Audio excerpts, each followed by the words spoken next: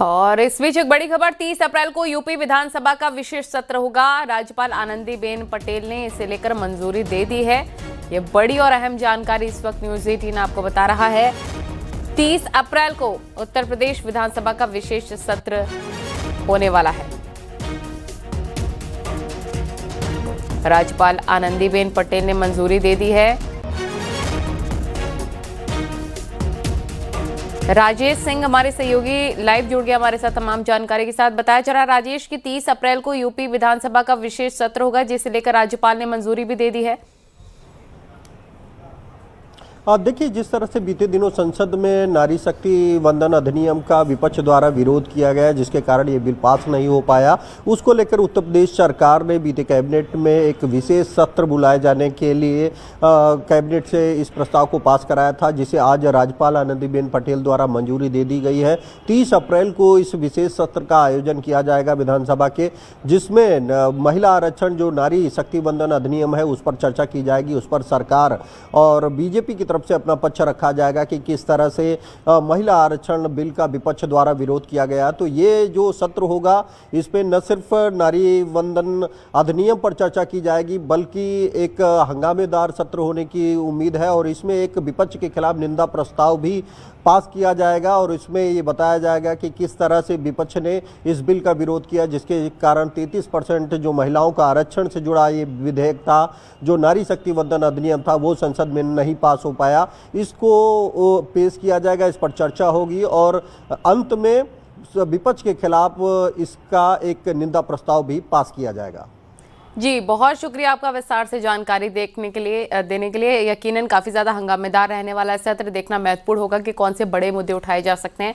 आगे बढ़ते हैं। प्रयागराज में चिलचिलाती धूप से लोगों को राहत देने के लिए नगर निगम ने अनोखी पहल की है। शहर के प्रमुख ट्रैफिक सिग्नलों पर ग्रीन शेड लगाए जा रखे हैं, ताकि रेड लाइट पर रुकने वाले दोपहिया वाहन चालकों को सीधी धूप से बचाया जा सके। नगर निगम का कहना है कि ये शेड पूरी गर्मी तक रहेंगे। शुरुआती धोबी घाट चौराहे से इसकी शुरुआत की गई है।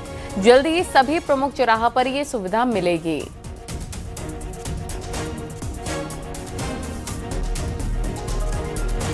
को लेकर नगर निगम प्रयागराज ने 2-3 पहल पिछले साल भी किया था, उसी को हम लोग कंटिन्यू करेंगे।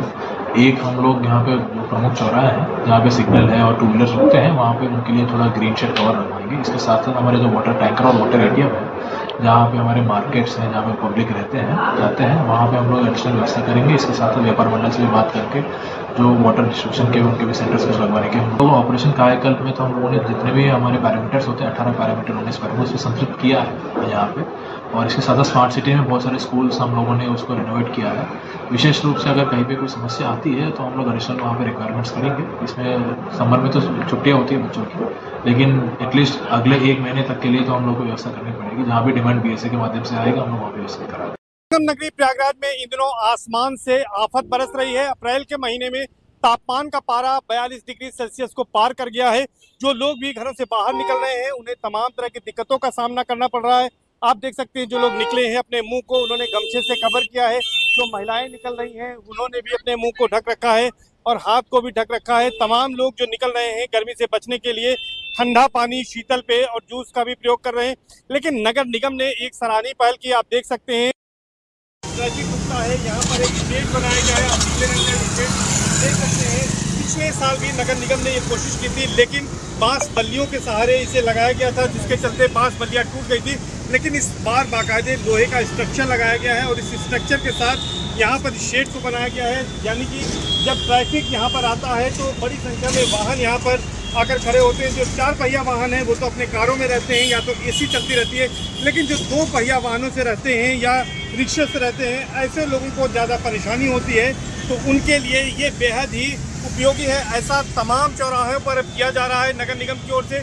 सर्वेश दुबे, न्यूज़ 18 प्रयागराज। और उत्तर भारत में भीषण गर्मी ने कहर ढा रखा है। ऐसे में अब भगवान काशी विश्वनाथ बाबा को गर्मी से बचाने के लिए शावर दिया जा रहा है। दिखाते हैं आपको स्पेशल रिपोर्ट।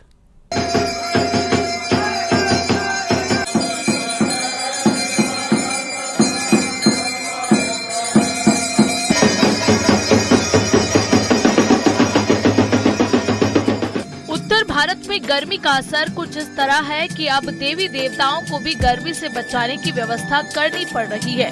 ये तस्वीरें काशी विश्वनाथ धाम की हैं, जहां भगवान शिव को बचाने के लिए 24 घंटे शावर की व्यवस्था की गई है, जिससे काशी विश्वनाथ को गर्मी से राहत मिल सके।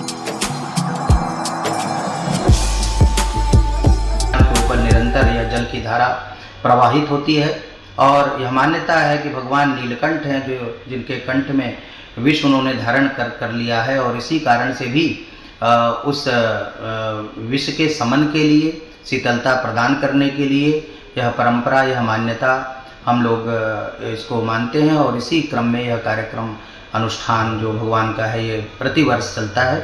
तो आज